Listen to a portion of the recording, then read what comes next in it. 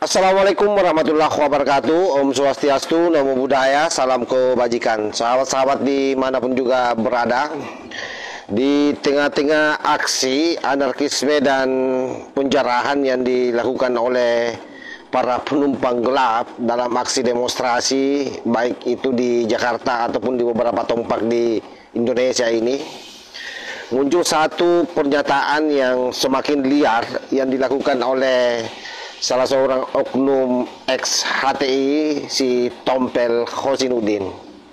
Ini sangat luar biasa karena mengarahkan aksi ini ke Solo, dan itu ke rumah mantan Presiden Jokowi.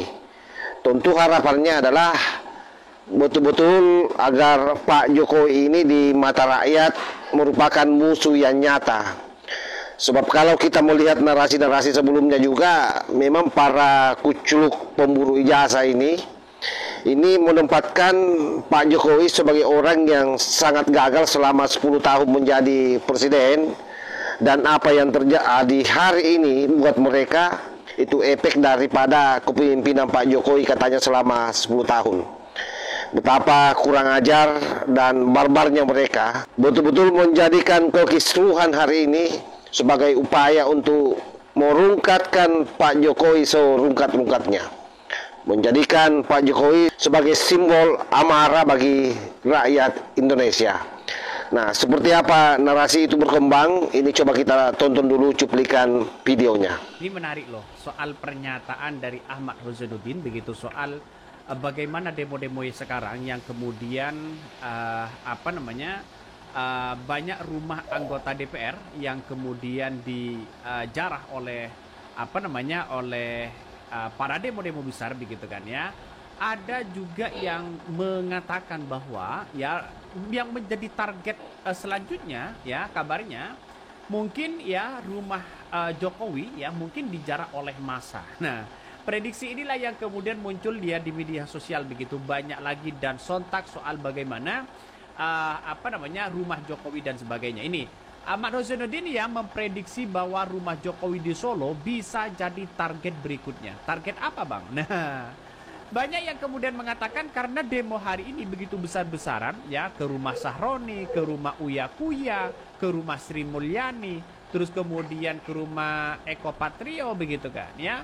Dan disinilah yang kemudian dianggap biang kerok mereka begitu. Sehingga ya ketika Zainuddin ditanya begitu kan ya, siapa lagi kira-kira? Ya mungkin ya dia mengatakan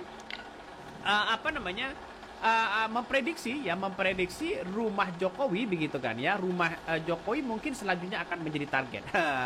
Dan disinilah mungkin sontak. Saya kira apa yang dilakukan oleh si Tompel Khosinuddin ini bukan provokasi biasa, sahabat, melainkan ajakan terang-terangan untuk mengarahkan abu massa ke kediaman mantan presiden ke-7 yang merupakan orang tua wakil presiden kita, Gibran Rakabuming Raka. Jadi memang ex-HTI ini, si Tompel Khosinuddin, selalu memainkan pola provokasi berkedok aspirasi. Mereka berbunyi di balik jargon kebebasan berpendapat. Padahal apa yang dilakukan ini adalah mendorong rakyat sebenarnya menuju jurang anarkisme.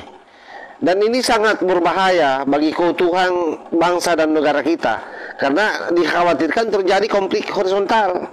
Tetapi bagi si Khosinuddin ini, si Tompel itu tidak mau pikirkan itu. Justru memang dia berharap ada kekacauan. Sebab ada satu nanti yang akan selalu menjadi tawaran akhirnya, bahwa kalau mau Indonesia aman, ya ini yang harus dilakukan.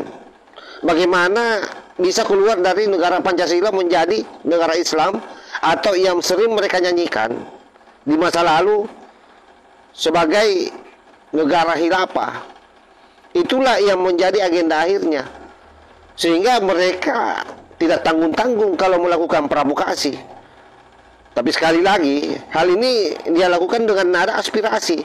Jadi seolah-olah di balik demokrasi yang sangat dia benci, dia berselancar di atasnya. Itulah yang dilakukan oleh Khosinuddin ini. Alih-alih sebagai orang yang seharusnya memberi solusi, justru menjadikan kerusuhan dan penjarahan yang ada ini sebagai bahan bakar. Dan sekali lagi, Semua ini dia lakukan dalam kerangka merongrong Pancasila untuk kepentingan khilafahnya. Catat ini ya. Jadi jangan main-main dengan si Tompel Kosinuding ini. Ini sangat berbahaya Pak Polisi. Provokasi semacam ini harus dilihat sebagai teror verbal sebenarnya. Kalimat yang sengaja dilempar untuk merusak stabilitas. Mengadu domba rakyat dengan pemimpinnya. Pak Jokowi ini biar bagaimanapun juga beliau adalah Presiden RI ke-7. Beliau adalah orang tua dari Wakil Presiden Republik Indonesia hari ini. Jadi dia tidak pernah peduli dengan dampak sosialnya. Yang paling penting adalah bagaimana rakyat dengan pemerintah diadu domba. Bagaimana rakyat dibuat tidak percaya dengan para tokoh-tokoh yang ada.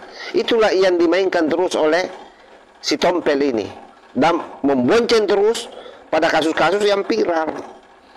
Saya kira dengan rekam jejak bahwa dia adalah HTI yang sudah jelas-jelas anti Pancasila, jelas-jelas anti konstitusi, suara Kosinuding ini sejatinya bukan lagi suara rakyat, melainkan gemah ideologi yang sudah dibubarkan oleh negara. Jadi masyarakat jangan sampai terprovokasi oleh si kucluk ini. Sebab itu saya kira negara tidak boleh tinggal diam. Pak Prabowo harus betul-betul memastikan seluruh rakyat Indonesia dalam kendalinya. Jangan dibiarkan orang-orang seperti ini merajalela mengeluarkan narasi-narasi liar. Karena ini akan memicu konflik yang lebih luas.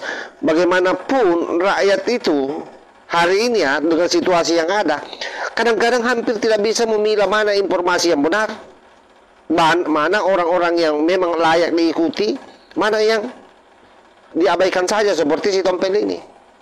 Apalagi kita tahu bahwa si Tompel ini beberapa bulan terakhir ini muncul terus di permukaan, melakukan glorifikasi terhadap kasus ijazah Pak Jokowi, ngaku-ngaku pengacara tapi menyerang secara barbar Pak Jokowi.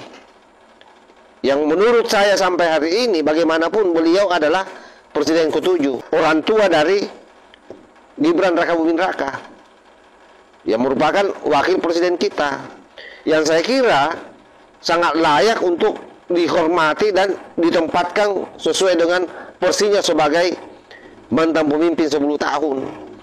Tetapi oleh Kosinuding ini dianggapnya Jokowi itu tidak ada nilainya. Bayangkan saja kalau dia teriak-teriak saudara Jokowi, saudara Jokowi. Inilah yang harus saya kira diluruskan ya, bahwa demo saja boleh, protes boleh, tapi jangan sampai anarkis, apalagi melakukan tindakan makar, melakukan penjarahan. Lebih-lebih kalau sudah mulai mengarah pada ideologi bangsa kita. Saya kira demikian ya. Wallahu muwaffiq ila aqwamit thariq. Wassalamualaikum warahmatullahi wabarakatuh.